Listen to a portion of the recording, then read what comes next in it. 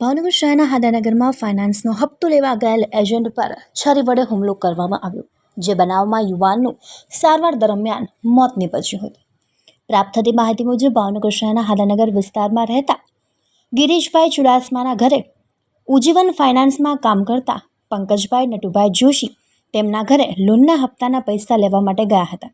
ત્યારે કોઈ બાબતે માથાકૂટ થતાં ઉશ્કેરાઈ ગયેલા ગિરીશભાઈએ પોતાની પાસે રહેલ છરીનો ઘા પંકજભાઈના પેટના ભાગે મારી ગંભીર ઈજાઓ પહોંચાડી હતી.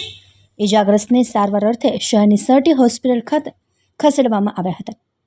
ત્યારબાદ યુવાનને વધુ સારવાર અર્થે શહેરની ખાનગી હોસ્પિટલમાં ખસેડવામાં આવેલ, જ્યારે પંકજભાઈએ તેના પર હુમલો કરનાર વ્યક્તિઓ સામે પોલીસ ફરિયાદ નોંધાવી હતી, જેમાં ગિરીશભાઈ છગનભાઈ ચુડાસમા રહે હાદાનગર તથા વિજય ઉર્ફે નાગ લાલજીભાઈ બાલધિયા રહે જેસરવાળાને પોલીસે પકડી પાડ્યા હતા.